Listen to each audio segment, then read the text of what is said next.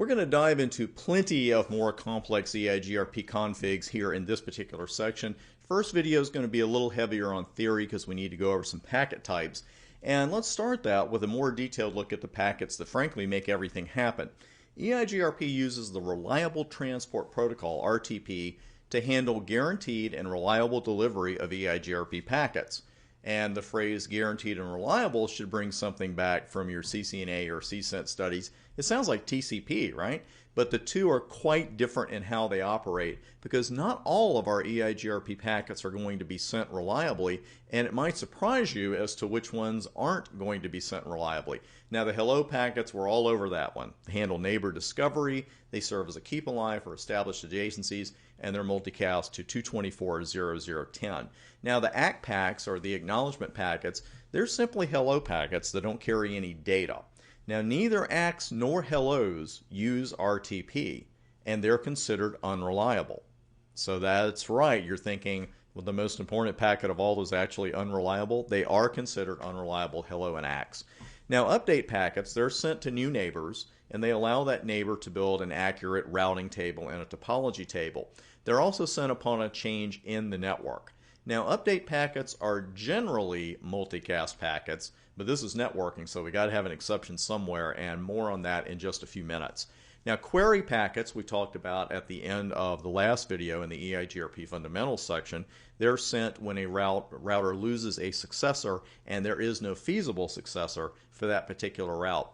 Now if we get an answer, we hope we get one in the form of a reply packet. Those are responses to queries, and reply packets indicate that that route that we were asking for, a new route to the destination in question, has indeed been found.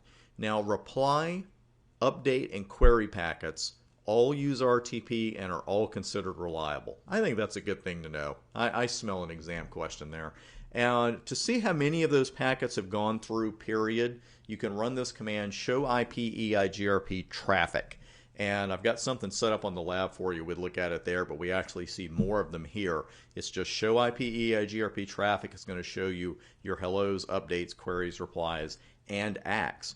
Now, when the query, update, and reply packets remain the same, then your network is stable. You know, you're in good shape. And it doesn't matter if the updates go up a little bit if you add a neighbor or something changes in the network. But if you see them constantly incrementing, you've got an issue in there. What you might have is what we call a flapping link.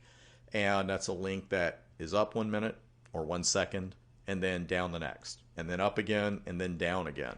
And the query and reply values increment only when a successor is actually lost. So when you see those continually incrementing, you know you've got an issue in there somewhere.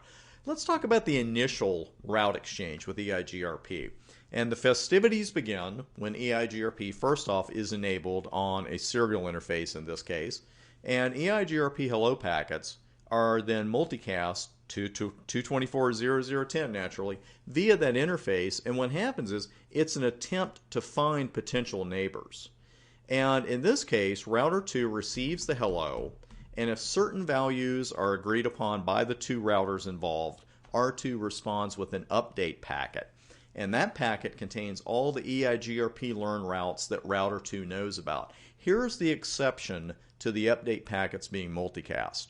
They're usually multicast, but in this particular instance, it's going to be unicast back to that new neighbor. Now, what happens now is that router 1 sends an ACK back, an EIGRP acknowledgement packet back to router 2, and it lets router 2 know, hey, you know, I got those routes you sent me, thanks very much. Router 1 then sends an update packet of its own, unicast to router 2, containing all the EIGRP routes that R1 knows about. Then R2 answers with an ACK of its own, and the initial route exchange is complete. And again, from your fundamentals, you know this, but just a quick mention of it again, EIGRP routers, this is the only time they exchange full routing tables. After this, they'll only update each other when there is a change in the network. Now, we could have some adjacency issues pop up on the exam and in the real world as well, so let's talk about that for a moment. And we're going to talk about this hold time deal with EIGRP. Now, the EIGRP hold time has the same function as the OSPF dead time, because if we have these packets going around, and we do, with EIGRP and OSPF, we know that routers have to receive hellos at a regular interval or within a fixed interval in order to keep an adjacency up. Well, if that's the rule, and it is, we have to have a timer. We can't just say, okay, if we don't hear a hello in a month from that other neighbor, then we'll drop the adjacency. We're not going to give it that much time. And with EIGRP, again, it's the hold time that defines the amount of time in which a hello must be received in order to retain that neighbor relationship. Now, the default EIGRP hold time is 3 times the hello time, and I mentioned on the board more on that soon, but I'm pretty sure you can tell what that hello time actually is, but we're going to work with it on the live equipment here shortly. Now, something that might surprise you. Unlike OSPF, the hello and hold timers in EIGRP do not have to agree between potential neighbors in order for them to become neighbors. Now, it might cause problems, and I can guarantee you it would over time, but they don't have to agree on these timers in order to become neighbors. And we're going to prove that on the next video. We're going to do a lab. We're going to put routers 2 and 3 in their own little autonomous system and mess around with the configs a little bit. But before we get started with working with those, we need to know what the current timer settings are, right? They're slightly hidden in EIGRP. They're not as easy to spot, but the command you want is show IP EIGRP interface detail. And there's some great information here beyond the timer. And we'll just take a quick look at this before we go on to the next lab. And I just ran show IP EIGRP interface detail, and that's going to give me all of the interfaces on the router that are currently running EIGRP. And this is router 1 from our previous labs, and this is the one we're going to take out of the lab for the very next video. But right now, since we have it enabled here, let's take a look.